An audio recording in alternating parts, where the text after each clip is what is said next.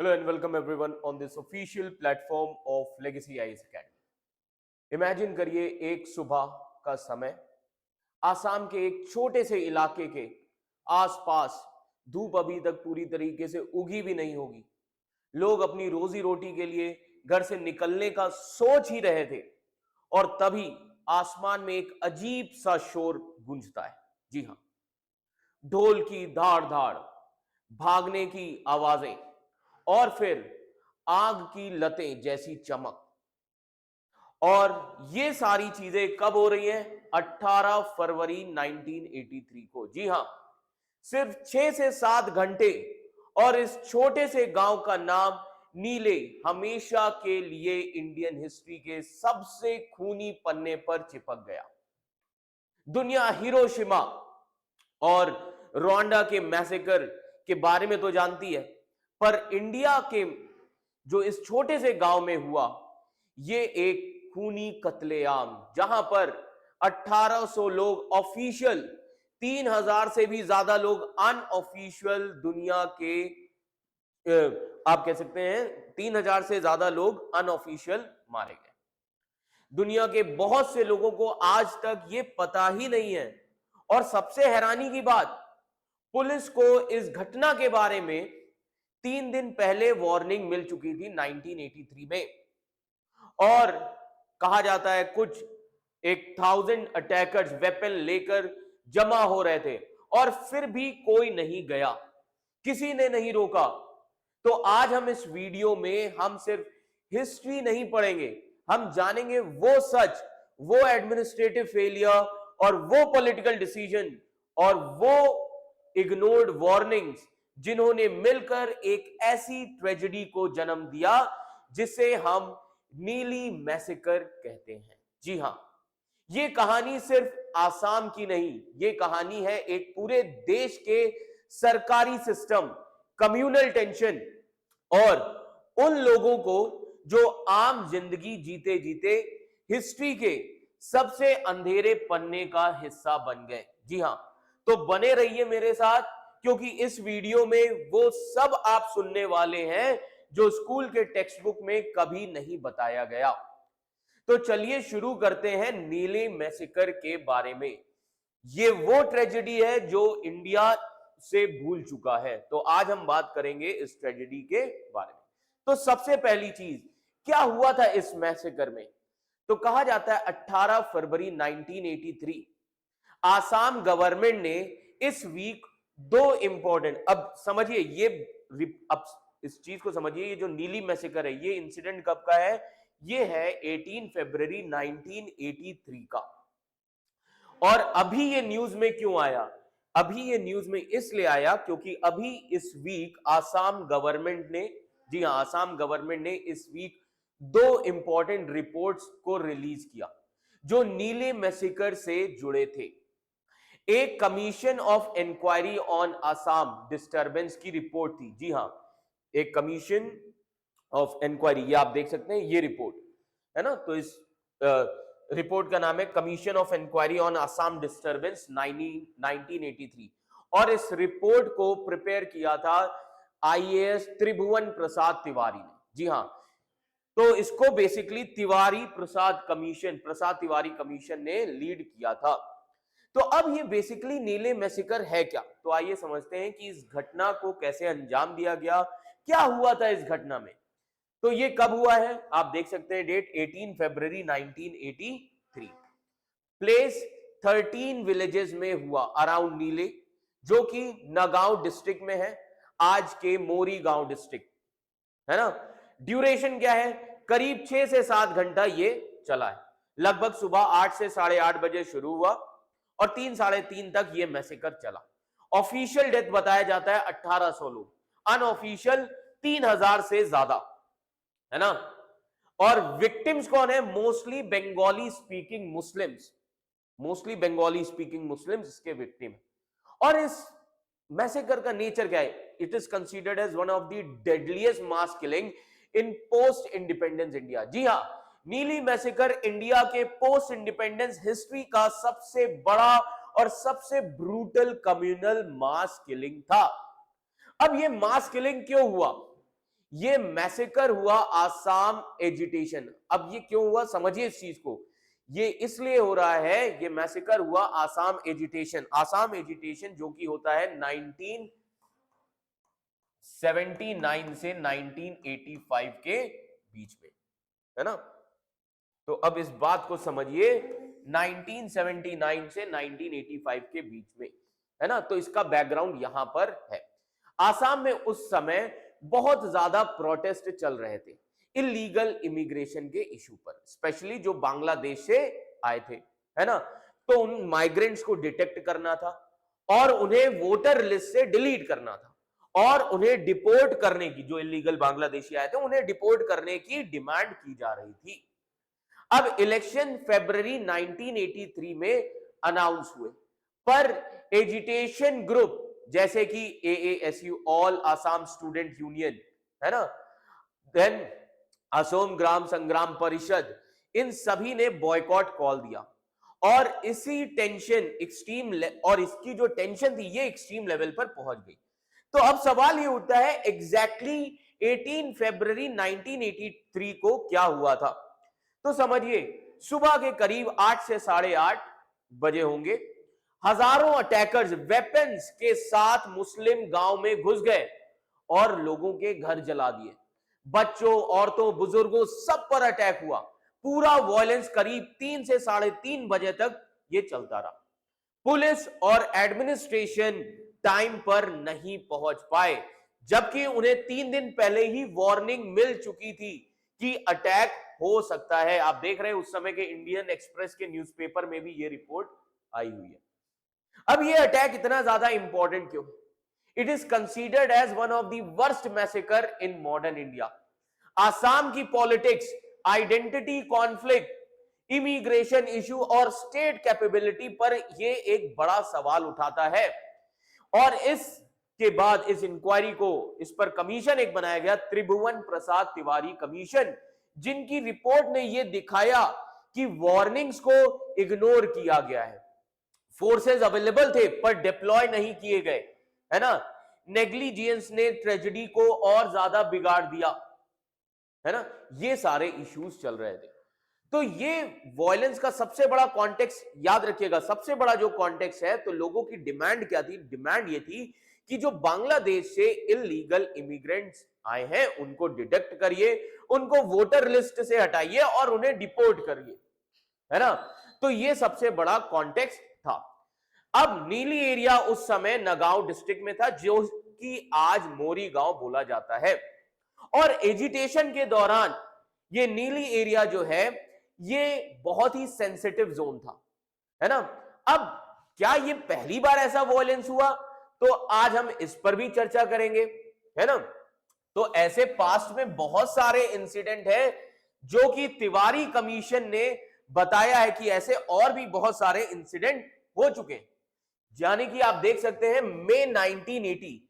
अब मई 1980 में क्या हुआ था, इसके लिए भी इंडियन एक्सप्रेस में उस समय आर्टिकल आया है।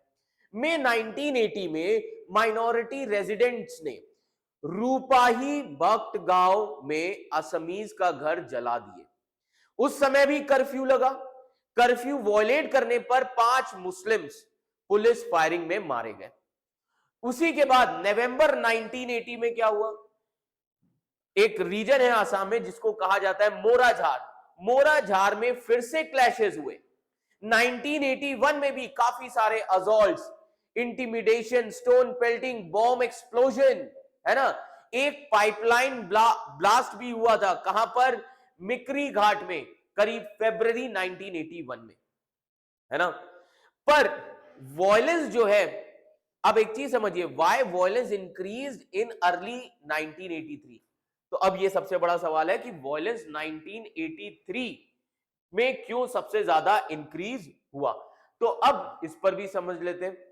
आसाम मार्च 1982 से प्रेसिडेंट रूल में था। जी हां, 1982 मार्च से आसाम में प्रेसिडेंट रूल लगा हुआ था। आप देख सकते हैं, है ना। 1983 Assam was under president rule since मार्च 1982, है ना। अब सरकार ने फरवरी 1983 में असेंबली इलेक्शंस को अनाउंस कर दिया। तो जो एजिटेशन ग्रुप्स थे, कौन से agitation group? All Assam student union, all Assam गण संग्राम परिषद, इन्होंने इलेक्शन को बॉयकॉट कर दिया। ठीक है, अब इससे टेंशन और ज्यादा बढ़ गई, सिचुएशन समझिए, सिचुएशन और ज्यादा आसाम में खराब हो गई। So situation in Nagaon before the massacre कैसी थी? तो ऑफिशियल्स, समझिएगा, ऑफिशियल्स को यह पता था कि इलेक्शन के टाइम वायलेंस हो सकता है। जी हां, गवर्नमेंट ऑफिशियल्स को यह चीज पता था कि इलेक्शन के टाइम वायलेंस हो सकता है, पर इस स्केल का हो जाएगा, मैसेकर लेवल का हो जाएगा, यह अंदाजा उन्हें भी नहीं था। अब एडमिनिस्ट्रेशन की प्रिपरेशन कैसी रही, तो आइए समझते हैं, है ना। तो आप देख सकते हैं situation in Nagaon before the election, तो ऑफिशियल्स एक्सपेक्ट कर रहे थे वायलेंस को, बट सिचुएशन अब कैसी हो गई, है ना। तो आप देख सकते हैं डेप्यूटी कमिश्नर एसके तिवारी, उन्होंने भी ये कहा, he was from the beginning he was clear कि एजिटेटर जो हैं, जो एजिटेटर्स हैं, they would use all possible violent method to stop the election and minorities voting would be attacked.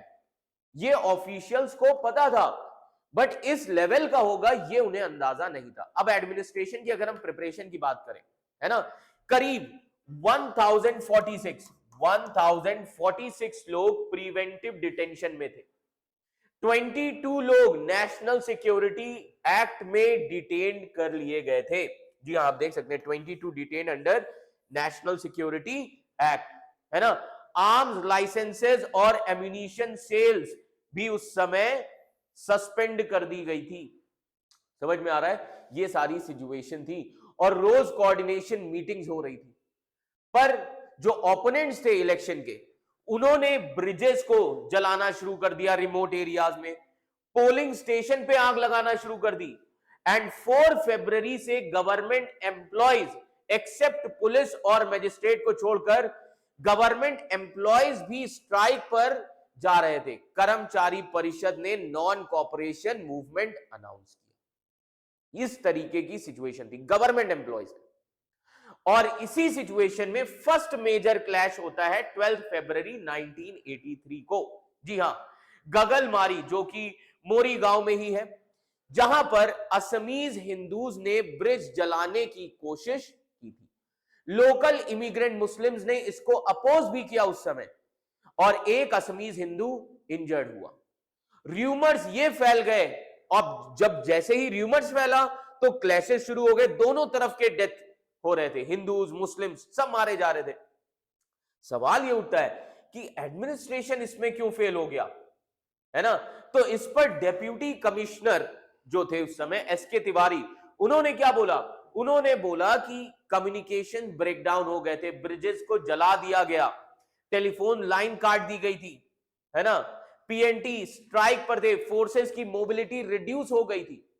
ये सारे रीजंस एसके तिवारी जी ने दिए।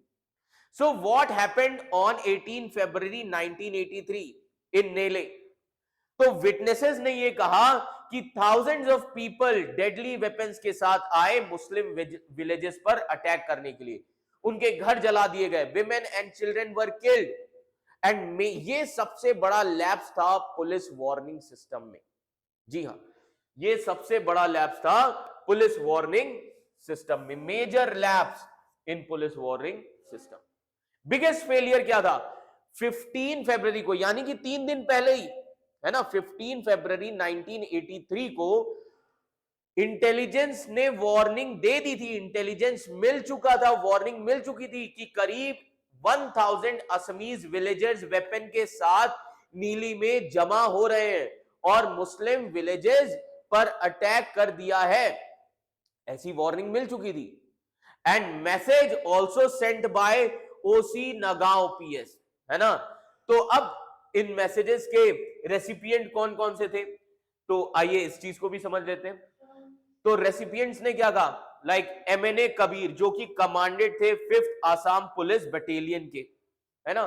सो एमएनए कबीर जो कि कमांडेंट है 5th आसाम पुलिस बटालियन के, देन एसडीपीओ प्रमोद चेटिया, ओसी जागीरगोद, है ना, आप देख सकते हैं ओसी जागीरोद, है ना, तो इन सभी लोगों ने ये चीज बताया है कि मैसेज जो हमें मिला था वो ये था कि करीब 1000 असमीज डेडली वेपन्स के साथ गैदर हुए एंड माइनॉरिटी जो पीपल हैं they are in panic, immediate action की जरूरत है। तो इसमें अब गलती कहां पर हुई? प्रॉब्लम ये हो गई कि जो मैसेज था, प्रॉब्लम ये मैसेज कबीर जी की वाइफ ने रिसीव किया, है ना।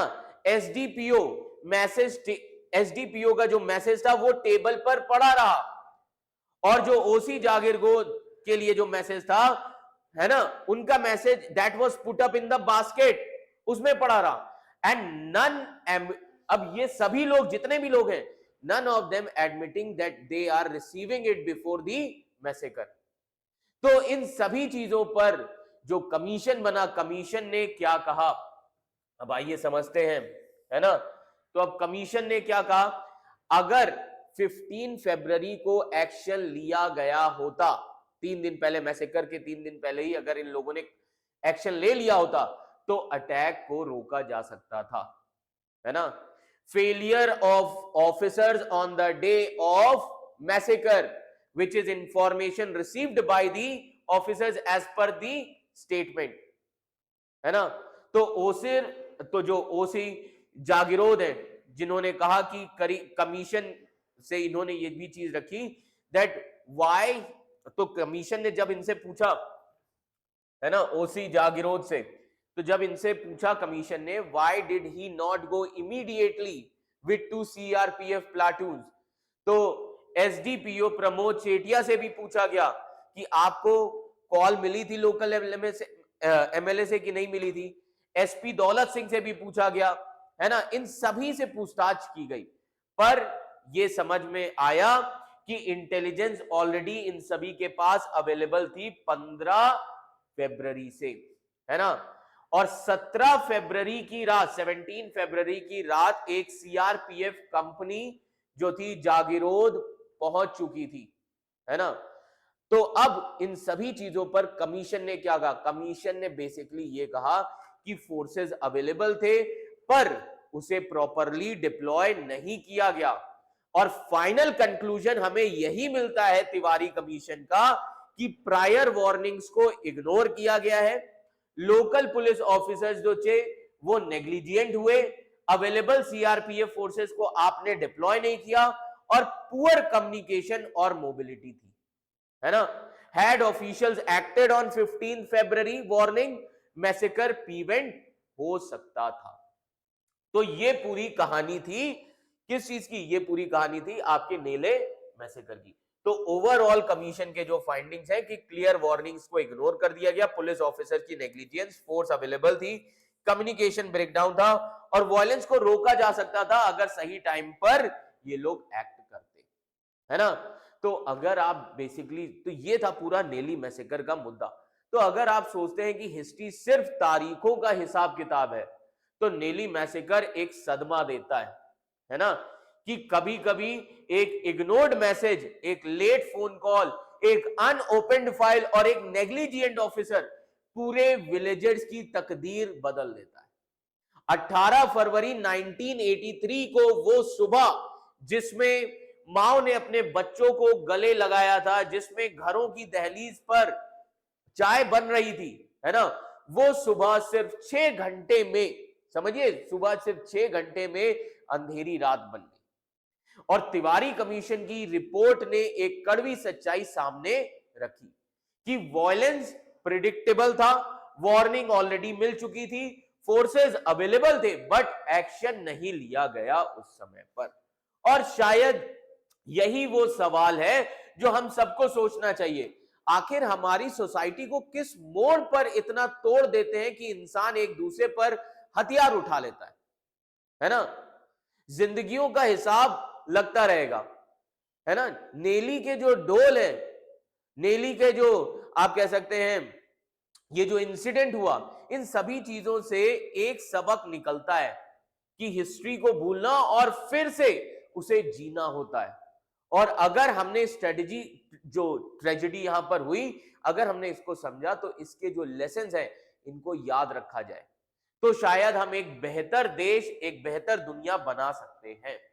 और अगर आपको लगता है कि ये कहानी दुनिया तक पहुंचनी चाहिए, तो इस वीडियो को जरूर शेयर करिए, है ना। इस वीडियो को जरूर लाइक करिए और कमेंट्स में लिखिए हिस्ट्री मस्ट बी रिमेंबर्ड, है ना। मैं आपसे मिलूंगा नेक्स्ट वीडियो में और एक और सच्चाई के साथ, एक और स्टोरी के साथ। तो तब तक सीखते रहिए, सोचते रहिए और हिस्ट्री को जिंदा जरूर रखिए, है ना। ये ध्यान, धन्यवाद।